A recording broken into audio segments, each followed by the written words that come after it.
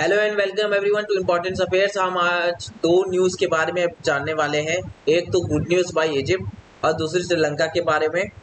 तो सबसे पहली न्यूज़ जो गुड न्यूज़ है इजिप्ट की तरफ से, जो तुर्की ने हम लोग का 50,000 टन गेहूं ये कह के रिजेक्ट कर दिया कि इसमें खराबी है। वही सेम गेहूं इजिप्ट ने खरीद लिया है। ये काफ़ी अच्छी न्यूज़ है भारत के लिए, भारत की डिप्लोमेटिक विक्ट्री के लिए, कि जो गेहूं तुर्की ने रिजेक्ट कर दिया वही गेहूं इजिप्ट ने तुरंत खरीद लिया। यहाँ आप देख सकते हैं कि ये रशिया का प्लेन है और ये रुका हुआ है श्रीलंका के एक एयरपोर्ट पे। इस एयरपोर्ट में 200 रशियन नागरिक सवार हैं। रशिया का तुरंत इसके तरफ से रिस्पॉन्ड आया कि हमारे प्लेन को तुरंत छोड़ दिया जाए, वरना इसके बहुत ही एडवर्सली निगेटिव कॉन्सिक्वेंस श्रीलंका भुगतेगा। और अगर आप बात करें तो ये एक्चुअली रशिया क्लेम करता है कि रशिया का प्लेन है। वेस्टर्न कंट्रीज क्लेम करती हैं कि हमने रशिया को ये प्लेन लीज पे दी हुई थी, ये प्लेन एक्चुअली हमको बिलोंग करती हैं और ये प्लेन हमें वापस चाहिए। श्रीलंका एक बहुत दिक्कत वाली सिचुएशन फंस गया है, क्योंकि ये प्लेन यात्रियों के साथ सवार होकर श्रीलंका में उतरा था फ्यूल भराने के लिए, और वहां से अब उड़ान भर के रशिया जाने ही वाला था। श्रीलंका की कुछ गवर्नमेंट अथॉरिटीज ने तुरंत आके इसको रोक लगा दी कि ये प्लेन उड़ान नहीं भर सकता है, ये यहीं खड़ा रहेगा। ये काफ़ी दिक्कत वाली सिचुएशन फंस गई है श्रीलंका के लिए कि अगर वो प्लेन को वापस करेगा तो वेस्टर्न कंट्रीज से दुश्मनी मोड़ ले लेगा। अगर वो प्लेन को वापस नहीं करता है तो वो रशिया से मोड़ कर दुश्मनी मोड़ ले लेगा।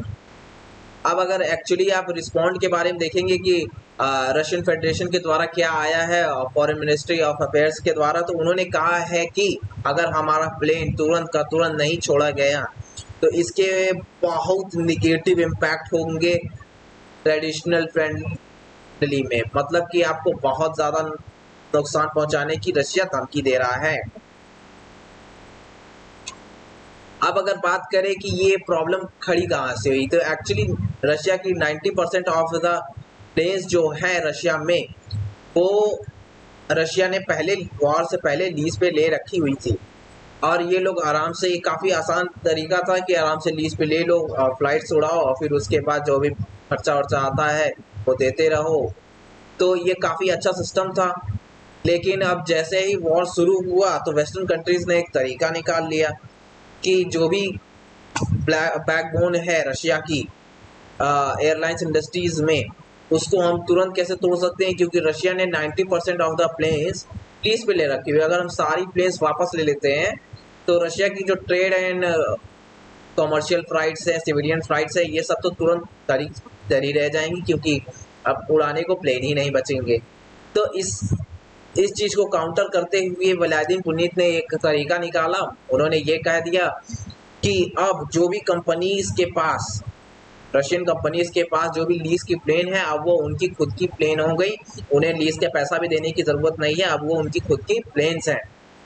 अगर बात करें श्रीलंका के, श्रीलंका बहुत ही दिक्कत वाली सिचुएशन में फंस चुका है, क्योंकि वो रशिया के बिना सरवाइव करना उसका काफ़ी मुश्किल है। क्योंकि रशिया ही एक एकलौता ऐसा कंट्री है जो बाल्टन के तरीके से इस समय कुछ देशों को, कुछ चुनिंदा देशों को तेल प्रोवाइड कर रहा है। अब चुनिंदा देशों को वो तेल प्रोवाइड तो कर रहा है और श्रीलंका के पास डॉलर्स नहीं है। तो ये बहुत अच्छी म्यूचुअल अंडरस्टैंडिंग में सिस्टम चल रहा था। लेकिन अब जो रशिया ने कहा है कि अपना प्लेन वापस करने के लिए, श्रीलंका अगर प्लेन वापस करता है तो वेस्टर्न कंट्रीज इस पर सैंक्शंस लगा सकती हैं, और अगर प्लेन को वापस नहीं कर सकता है तो रशिया तेल देना बंद कर देगा।